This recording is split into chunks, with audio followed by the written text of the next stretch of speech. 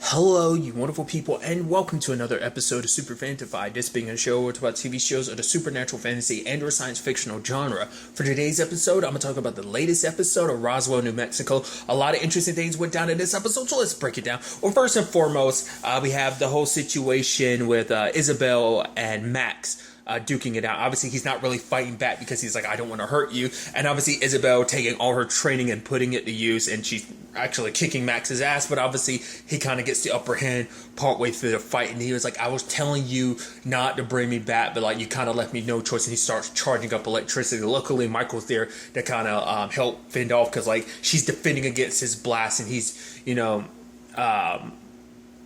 Michael's helping in the fight too, but it's like, if luckily Isabel's able to kind of hold Max off during all this, and she's able to divert his energy, so like all that kind of got thrown out because she was like, if you need to like cause an earthquake or an eruption of power, like whatever you need to kind of divert all that energy. But luckily it happens, and it's like, holy crap, like it looks like Max's heart's giving out from all that strain. And then Michael goes over and touches his own chest. I was like, what is he about to do? And basically he's using his telekinesis to get Max's heart moving again. And he's, comparing it to his own heart, I guess, to kind of like, all right, get the rhythm back. Like, kind of get his heart pumping in a right rhythm of like how a normal heart would be. And I was like, that's so interesting. And it's like, they're reunited. Everything's okay again. Liz comes in. I'm like, yeah, oh my God, everyone's reunited. He's like, who are you? And I'm like, no. I'm like, which is interesting timing for this episode to come out, because obviously more recently this has happened on Charmed, kind of an amnesia thing, so it's interesting timing. But basically Liz is trying to use the stuff that she used previously to help Isabel remember all the stuff she forgot when she blacked out.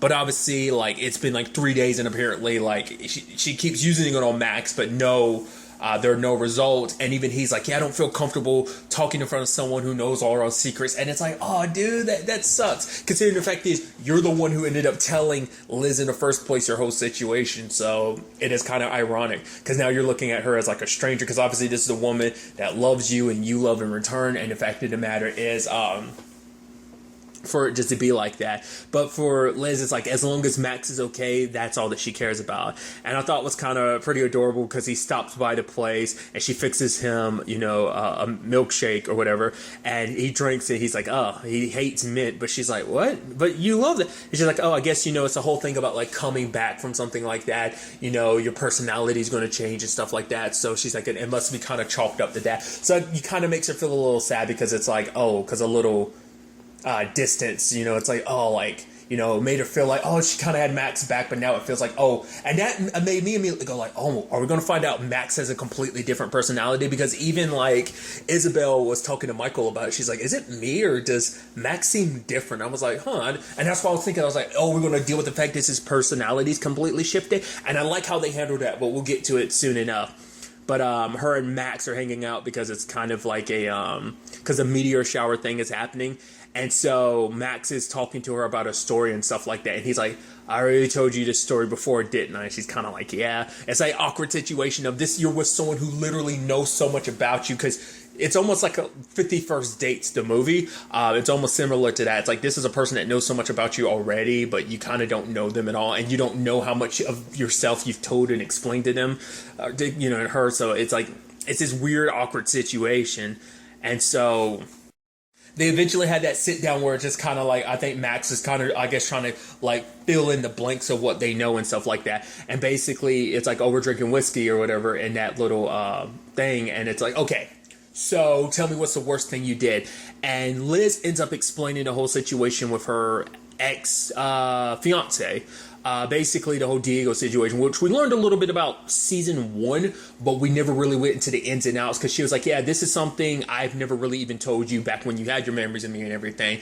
Basically she explains that the fact is that they bonded over their work and stuff like that. It's like, oh yeah, like there was a back and forth that they had, like kind of like sciencey stuff, like he got the science lingo, and it's just like, it was nice to have someone she could talk to about that stuff. He even helped improve some of the ideas that she had.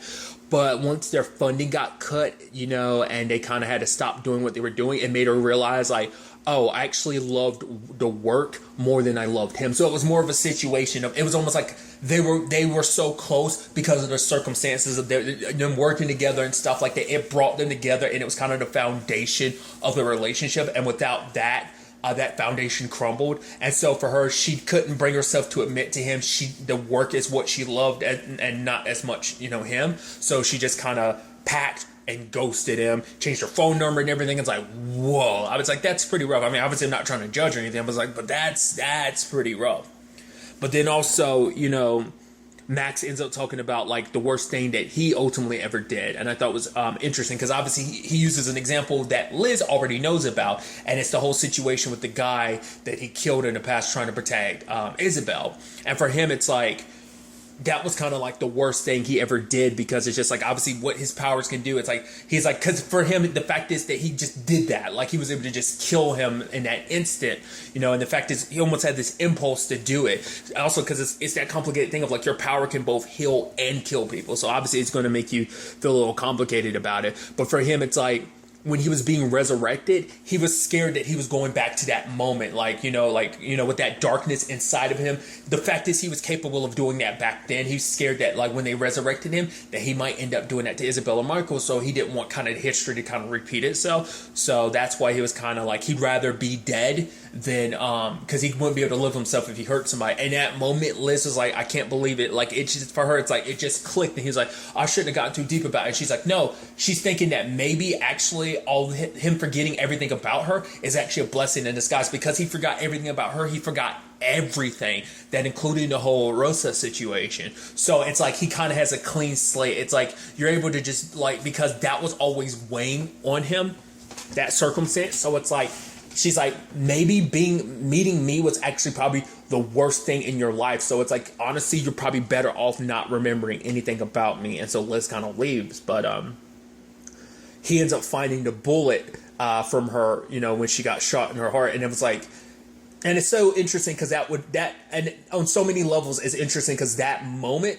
is a cornerstone to like his foundation of Liz. Obviously he's been in love with Liz forever, but the fact of the matter is that was a moment where he had stopped using his abilities, and in that moment he was willing to risk it all for the woman that he loved. So it's like, that's why that's such a foundation, because it's like, this is a woman that you would eventually tell everything to. The fact is, you were willing to do whatever it takes to save her, And so when he meets her later on, and now his marriage, because I was wondering, is it going to be little by little? But it's like, no, that was the starting block, and he remembers everything. I thought it was actually kind of cute about the whole drink situation. Was it the milkshake or whatever? And I love that he was like, basically he ordered something else, but the first time Liz made a mistake and brought him something else, but he was so happy her talking to him that he was like, oh yeah, thanks. And then the second time she rolled by, she was like, hey, because she probably remembers people by their orders and stuff like that. I think that's kind of like a waitress thing to do.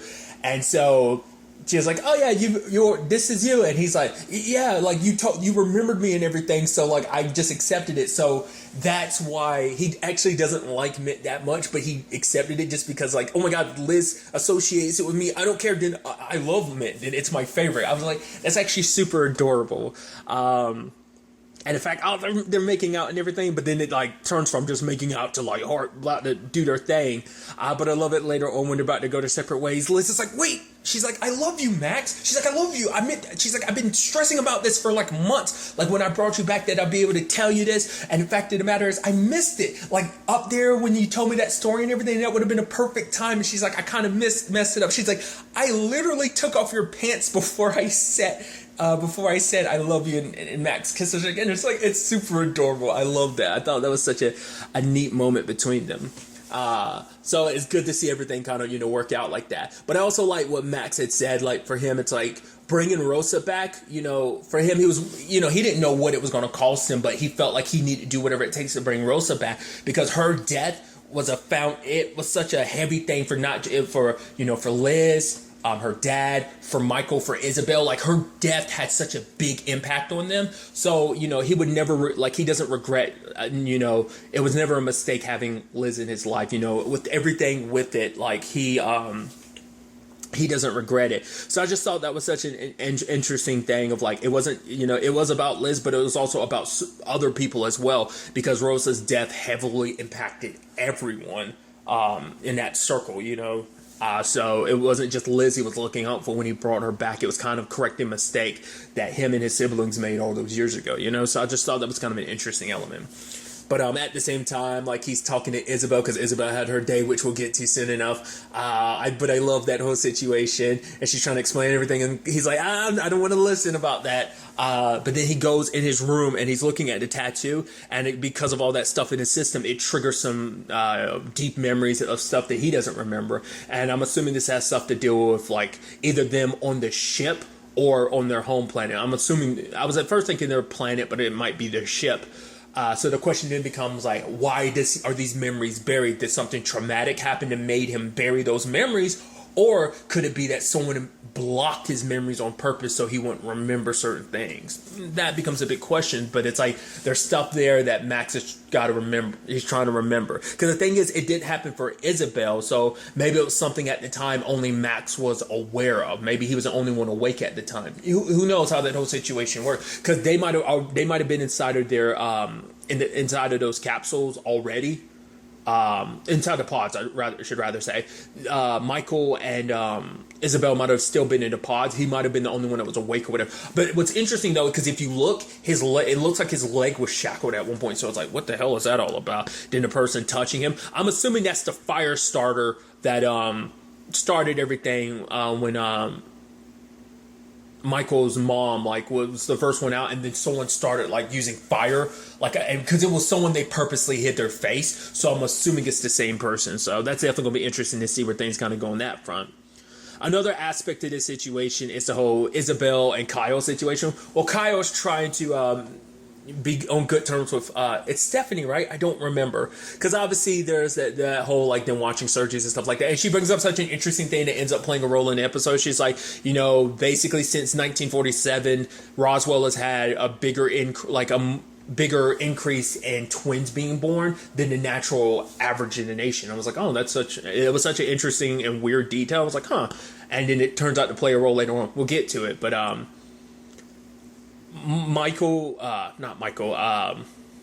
Kyle was at a bar, and Isabel went there too, and they just happen to, she happens to turn around, she sees Kyle there because it's a gay bar or whatever, and for him it's like, well, he didn't want to go to the typical bar because it's like, well, he didn't want to take the chance he'll run into Liz, because he made the whole point of, like, I'm kind of keeping this distance from Liz for right now. And obviously run into Isabel. Obviously for Isabel, it's nice to kind of run and go to a place where she's not kind of being hassled by dudes and stuff like that. So, but I love, like, their dancing and stuff like that. And I'm like, whoa, Isabel and Michael? I'm not Michael. Jeez, I keep doing that. Isabel and Kyle. I was like, is this going to be a thing? I was like, what's it? But I was like, look, Kyle likes that. Once again, isn't her name Stephanie? Like, he likes her. So I was like, what's going to happen there? But they're dancing and stuff, and he's like, oh, we can see the meteor shower. She's like, yeah, meteor showers reminds me of my family that burned up in the atmosphere when we crashed. And he was like, oh my god, I'm so sorry. And she pulls away, she's smiling. He's like, wait, oh, you're messing with me. I was like, that's a sick joke. But she's basically like, oh, let's go in the bathroom, and she starts whispering in his ears, and the look is like, what? And she's kind of licking his face. I'm like, yo, this is getting wild and freaky. But Kyle doesn't want to do that because it's like, yeah, he kind of likes someone, but he doesn't have to worry about it too long because the bartender, she steps in. Because at first he's like, oh, but she's like, I wasn't talking to you. And it's like, oh, so that's neat. We see later on her and Isabel kind of going off. So it's like, oh, Isabel had a fun time. Kyle goes back to the hospital, but he finds Steph, instead of, like, she's in there watching a surgery, it seems like she's the one being operated on. So maybe that's why she kept watching all those surgeries, because, it's like, oh, look at all this stuff that's going to be done to you. Like, Kyle